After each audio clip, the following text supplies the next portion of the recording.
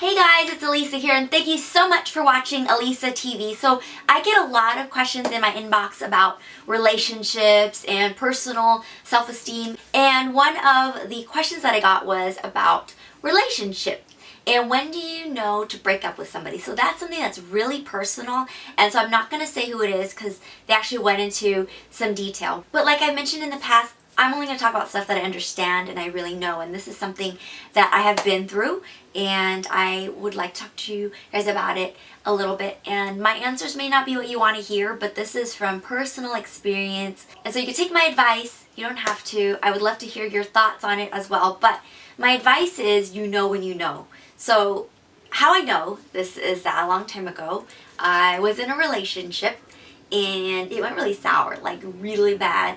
And it was like, should I stay or should I go? And I wasn't really sure because you were committed. You're there for like 2 years plus. And I was like, gosh, I really don't know what I want to do. And my stomach was hurting. Okay, my stomach is like hurting right now. Oh, bad memories. Anyway, so I don't want to mention names either because this is real public and who knows? Crazy guy could be watching. Anyway, I just kind of, what happened is you just know. So what happened for me is that it got to the point where the word marriage and engagement came up, and I was like, yeah, whatever, right? I'm not really sure. I'm kind of like weighing my options, trying to feel what I want to feel, this way or that way.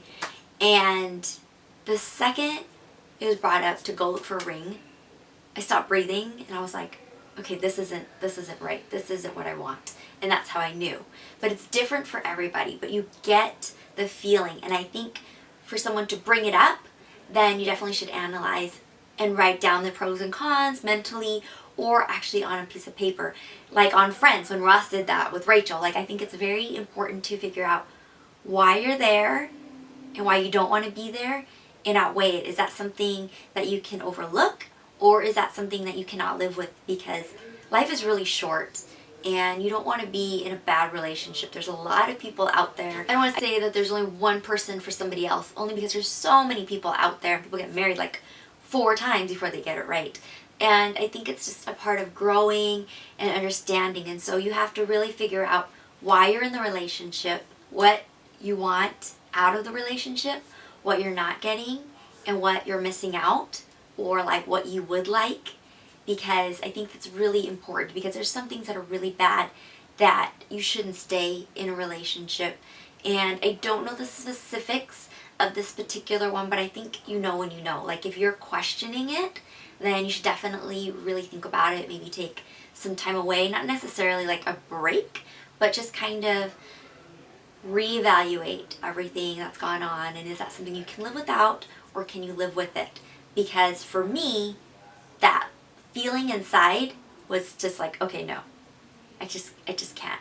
Like if you get stomach aches or if you get some like inkling in your stomach or in your heart or your head, wherever, then you really should reevaluate, because your body is telling you something or your heart's telling you something.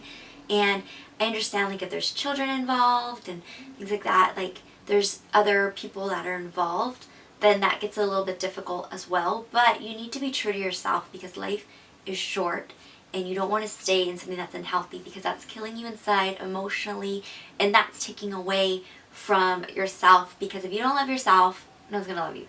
I mean, it's so cliche, it's so cheesy, but it's true, right? Like you aren't capable, if you don't love yourself, then someone's going to be like, well, they don't care about themselves. Why should I care?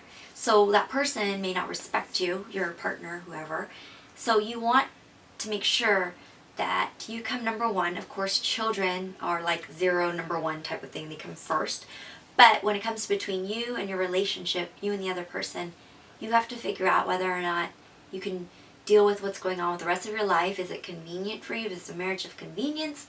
Or is there something else in your life that you really want to do and pursue and they're not there for you? So it's like a long list of things. Reevaluate, and then once you really absorb and read the list, I think you just kind of know. It may not be tomorrow, it may be 6 months from now, maybe a year, but when you're financially, emotionally, and just mentally ready, then you'll do it. So that is my advice. Thank you so much for watching. Coming up, I'm going to talk about self-esteem as a guy and not being able to date and things like that. So I'm going to talk about it more for 2012. I'm going to be more involved on this channel. It's just kind of got a little difficult for 2011. But thank you so much for watching, and I'll see you guys later. Bye.